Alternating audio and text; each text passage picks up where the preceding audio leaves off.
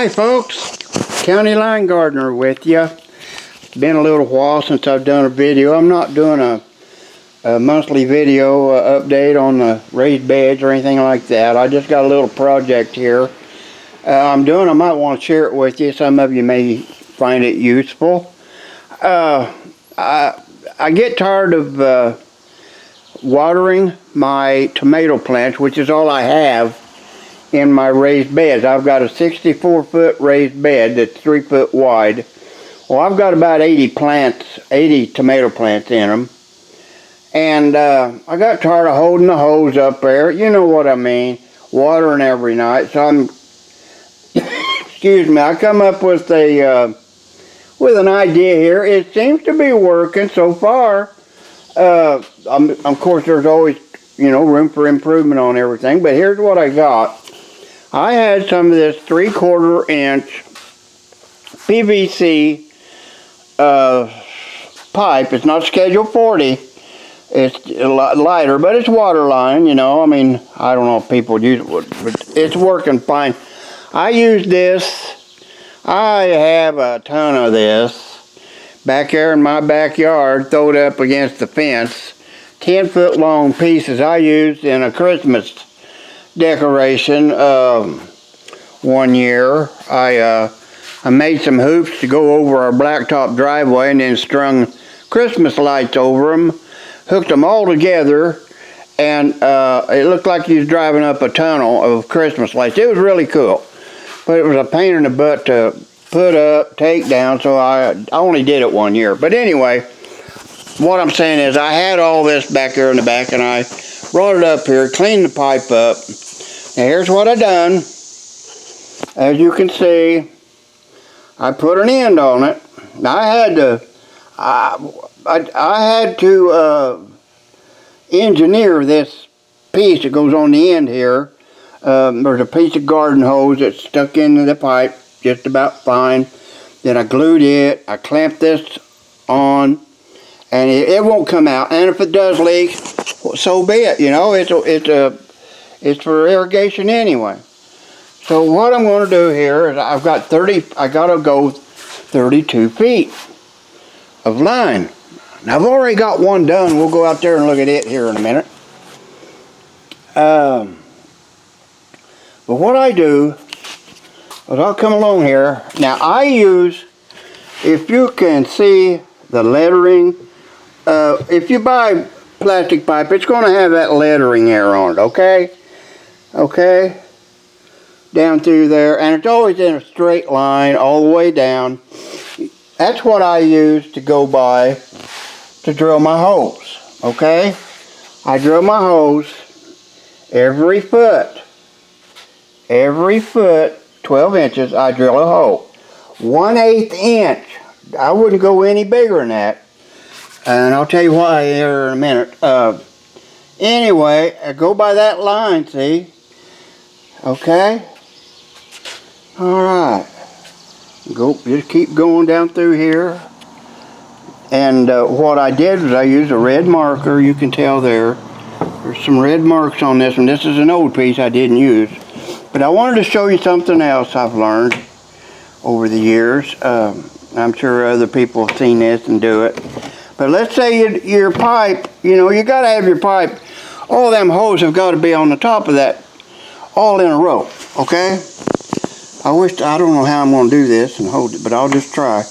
What you can do, if you don't have, let's say you have pipe without the writing on it, here's what I do, and it works. You have to wire tie these three. I only go 3 pipes at a time, and usually 10 feet, but just for reference here, I'm just going to go with these little short pieces. Hold them, they have to be held tight together, okay?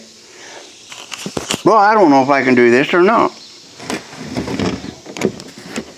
Okay, so you just take the marker and go down through there. See what you're doing? Okay, and look at that. That line's perfectly straight on there. And so this one. This one's the same way. And that's just a little trick I learned years ago. That's if you don't have these lines that well, I don't know, it tells you what kind it is and who made it and all that crap. But anyway, let's go over here to the drill press and I'll show you my jig I got up there. I've got to come out here and clean it. I'm going to take me about 2 weeks to clean this damn mess up out here. My garage never looks like this, but I've been busy. But there's something, my little project I built last week out of, I don't know if you recall, but I tore down my front deck on my house and built a new one. What I done was I just made it much smaller, okay? And I had an awful lot of wood left over, treated wood. So I made that. I used to make these all the time, these windmills. And there's a lighthouse. I make lighthouses. I used to do that for a living. I'd go to the craft shows, flea markets, things like that, and sell them. And made pretty good money. Pretty good money.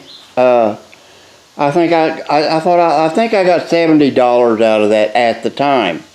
Well, this was 20 years ago when lumber was decent priced. I don't know what I'd have to charge now. But like I said, that didn't cost me a dime. I did that. I still had my plans. I got a book of all my plans. It's got my material list and everything I needed, but I got it done. I got it done. It's going down in the front, and we might go down there after. Well, you've seen it. Okay, here's my jig for drilling the holes. Okay, as you can see, this is solid. See that red dot right there? Okay. There you go. I just come down through here, and I got me a stand back here. This is a 10-foot piece. I go down there, and if you see, I'm right in line with the markings here, with these markings. When I have the markings, I don't have to make that line myself.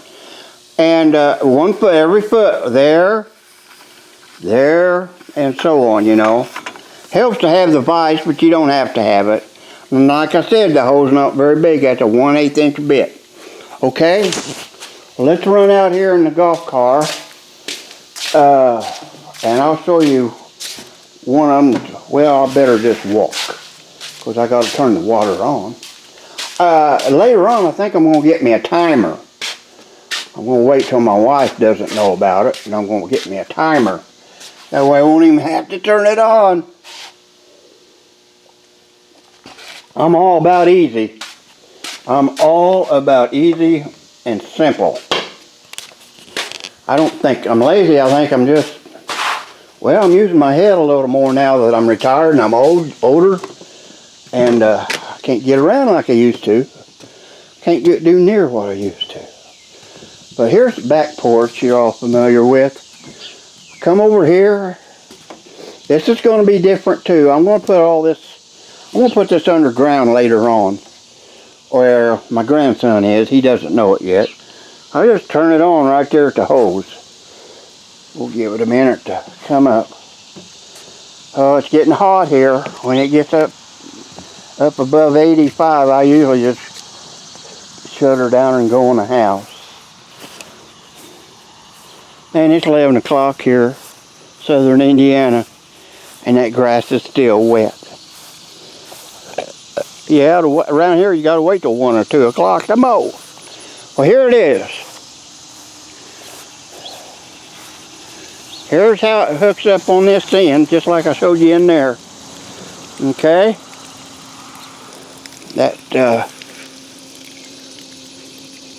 There we go. That's almost in the way. Anyway, you know, it's not perfect.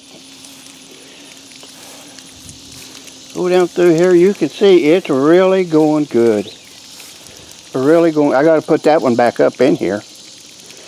That pot, but I might not. I was worried for a long time that the tomatoes weren't growing, and they weren't. I ought to be getting red tomatoes this week, but they're coming on. They're coming on now. I don't know. They were awfully small when I bought them. The plants were. think I learned a lesson there. Yeah, look down in there. You'll see it's still, oh my. Oh yeah. And when I first tested this outfit, this idea, I used a 110-foot section with the hose and hooked the hose up to it. Turned the hose on, and man, that water shot out of there. I bet it shot out of there 8 feet high. And I said, oh boy. Well, I kept adding line to it, you know. There's 8 foot, there's 8 foot, there's 8 foot, and there's 8 foot. By the time I got my 32 feet on, I don't know if my pressure, that's all the pressure I got. But you know what? That's all the pressure you need. Now, if I went down through here and found the ones that I don't really need, yeah, that one there's doing that one. Maybe this one here, for instance, because this tomato plant here quit on me. If I close that off, I'll bet you that would help some of that pressure on some of them others. It goes up. See how that goes up when I put pressure off? I might do that to a few of them. But man, they're just getting so nice and damp. I run it for about an hour. And then I shut her down. And like I said, it's going to be underground. I'm going to have it come up inside the raised bed there. Then I got to have it underground over to this box over here and come up. And it's going to be exactly like that one. I'm working on that one in there now. And I thought, well, I might as well just make a video of this. Maybe somebody can use it. Here's the end that's going to go on when I get both of them. I've had those for many, many years. And anyway, all this hose won't be laying out here to get run over by the lawnmower. And I guarantee you, I'll run over it with the lawnmower. Well, you know, I think that's about all I got. It's a warming up here.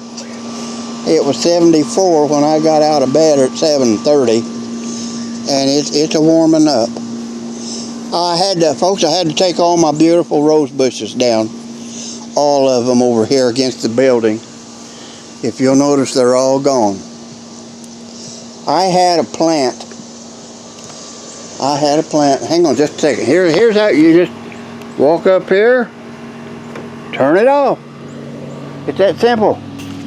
I don't know if I need a timer or not, but I did forget it yesterday, and it runs for about an hour and a half, and it's a little too much, but that's okay. Anyway, this was all, if you'll recall, this was all roses. All roses down through there. I think I counted 10 rose bush plant there. I'll have to dig them out of that bed. But I had an invasive plant, a vine, that was crawling through all of them.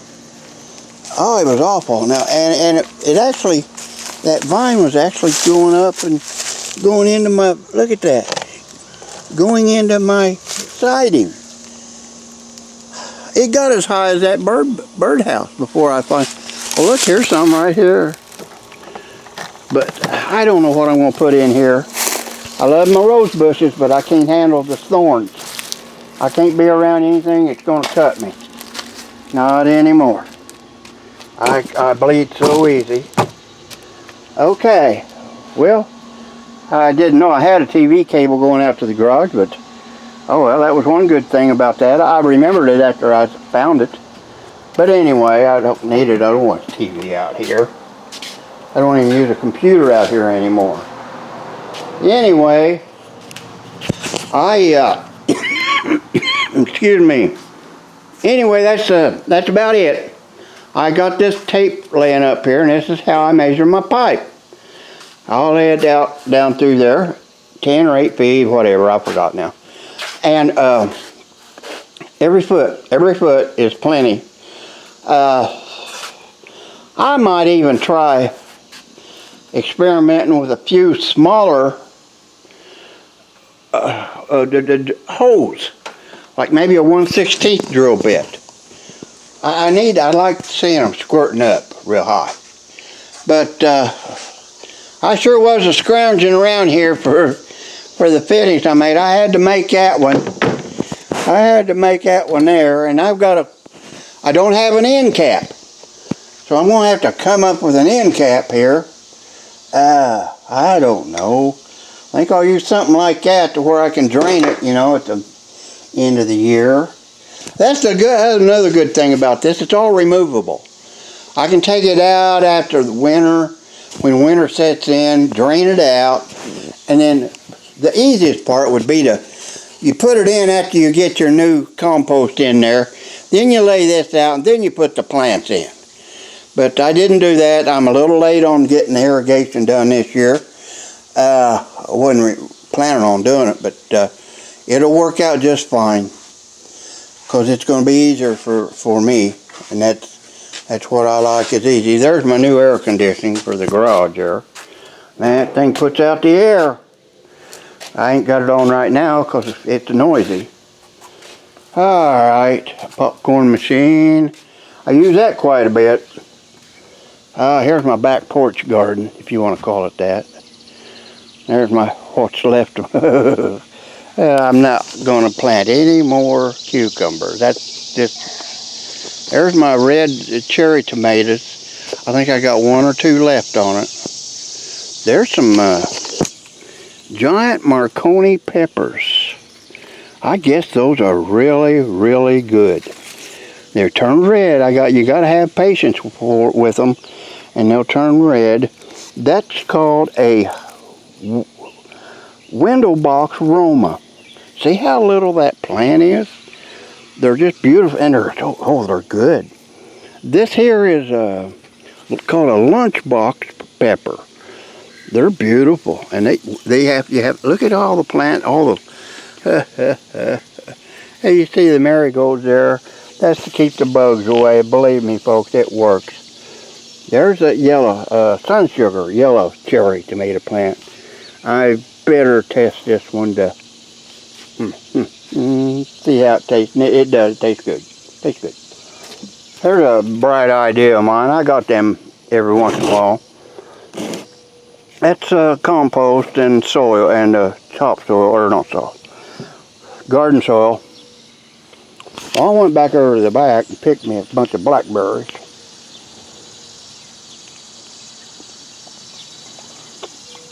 And I know the seed is inside the blackberry. So I just buried some blackberries in this soil. And it didn't work. So the next time I tried to squishing the berries and getting the seeds out of them, and I ain't got the patience for that either. But anyway, I'm getting off of here. I've rambled on too long now. So you folks have a good garden season. It's getting ready, just about time to start picking everything. I didn't have any corn this year, and I put out green beans. I put out Kentucky Wonders, which is the first year I've ever tried them, and they didn't really grow that well. Yeah, I don't know what it was. I don't know why. I always used jade green beans. They're expensive, but man, they're good. Hey, like I said, I'm going to get off of here now. I got to get back to work on this. And you guys all have a good gardening season, and I'll see you next month, okay? It's County Line Gardener saying bye-bye.